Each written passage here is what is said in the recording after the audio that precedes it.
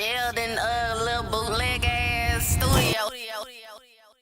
This is some news you might could use, maybe. I doubt it. Vietnam War veteran comes out as gay in his obituary, reveals he will be buried next to the love of my life. In quotes, it says. Army veteran comes out in his obituary. Damn, what a shocker. An Army veteran, firefighter, and New York radio station founder says he'll forever rest in peace after revealing a lifelong secret. I'm talking about long life. What they call this shit when you see shit backwards? Dyslexia. I don't believe I had it. I just think I did it by accident. Anyway, let's go. In a message included in Colonel Edward Thomas Ryan's obituary, he said, I was gay all my life. That's what he says. The obituary states that Ryan, who lived in Albany, New York, was a retired fireman, the owner and founder of radio station WHRL-FM, and a highly decorated, veteran of the U.S. military. Along with receiver of the National Defense Service Medal, the obituary says that he received a Defense of Liberty Medal for his assistance in the aftermath of the 9/11 attack, a conspicuous service medal for keeping with the highest traditions of the military service, and a commander's citation for service above and beyond the call. So those are some of his medals that he's received. So he's I guess a very high-ranking member or something like that. He's good to he do what he do.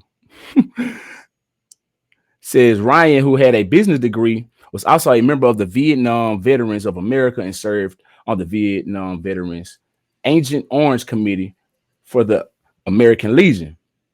According to the Albany Times-Union, Ryan was 85 when he died on June 1st. His family told the Times-Union that he served in the Vietnam while he was in the Army, but they weren't sure of his years or ranks. At the bottom of his service and funeral details, Ryan provided his own message saying, I must tell you one more thing. What could this be? Is it money? Is he leaving us money, family? Because shit,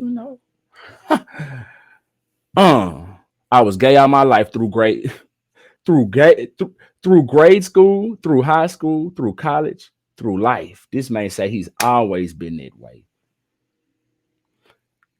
He was born before his time, because had he been growing up in these times, he'd have been highly accepted, and I'm sure he would have came out a long time ago.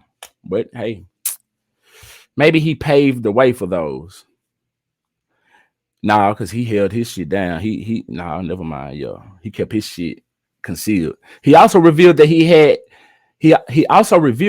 been in a long-term loving and caring relationship with another man named Paul Cavagnaro.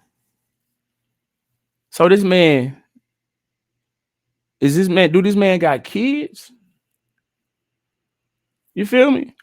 Wife, children, you know what I'm saying? Know what I'm saying? Because let's continue. It says that relationship ended in a heartbreaking situation. I guess because they died. One of them died. But after death, Ryan said that they will be reunited. Dude say he was the love of my life. We had 25 great years together, Ryan wrote. Paul died in 1994 from a medical procedure gone wrong. Okay, I'll be buried next to him. That's crazy. After years of keeping his sexual identity hidden, Ryan apologized. I'm sorry for not having that courage to come out as gay. I was afraid of being ostracized by family, friends, and co-workers, he wrote. Seeing how people like me were created, I just could not do it. Now that was my secret. Now that my secret is known, I'll forever rest in peace. While Ryan didn't publicly come out before his death, his niece Linda Sargent told the Times-Union that many in the family knew, but it just wasn't something we talked about. Yo. Okay. What a surprise. Everybody knew. You just didn't know that people knew. He must thought that he had this shit on conceal. Nigga, we knew we was just waiting on your head to come out of the closet. I guess that's the meaning. If somebody was, if the, if taking it to the grave was a person,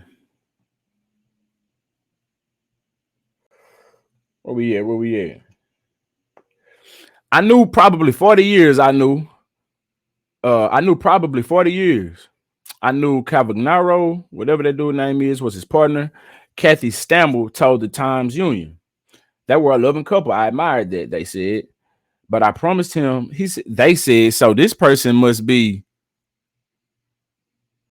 either non-binary or something like that for them to be using these pronouns like that. Talking about some they said. But I promised him I wouldn't say anything, and I kept that promise. I was up to him. It was up to him to talk about it when he was ready. Ryan's obituary has received wide support online, with people commenting on his dignitized obituary saying you were loved. As a brother in arms, I salute you. As a brother in spirit, I embrace you. As a brother of the Holy Spirit, I kneel and pray for your eternal souls. Yada, yada, yada, blase, blase, and that is that.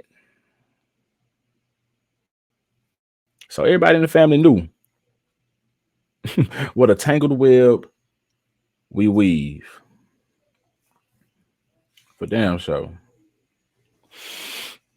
So he sat here and thought that didn't nobody know. Nigga, we knew. We knew the whole time, bro. It was up to you for you to come out with it. It wasn't our business. It wasn't our business. We loved you the same as family. So yeah, it did. Anyway, we're gonna keep it right there in the LGBTQ community real quick though. You feel me? I'm not picking on nobody. Everybody get it over here. You know, I'm just reporting the news. So this right here I thought was quite interesting. I never knew of a gay neighborhood, but check this out. It says LA City Council members have removed no U-turn signs in a gay neighborhood, says they're homophobic. What? Up in the 1990s to prevent people in the gay community from meeting up with other gay people. I was also surprised that these these U-turn signs were still up. And at first, you know, they seem a little, oh, okay, it's just a no U-turn sign. But when you learn the history of it and you realize that these were used to profile gay people, it's so important that we have these removed. The LA City Council members say the signs were put up after the gay community began to grow and because there was a gay bar in that area.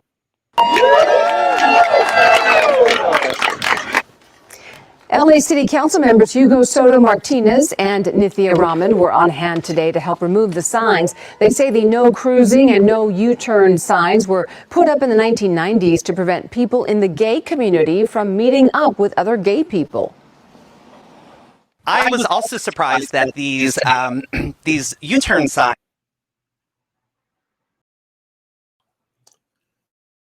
All right. The more you know, man. The more you know. The more you know. I had no idea. I don't see how that could be used. I guess I'm just uneducated, as they would say.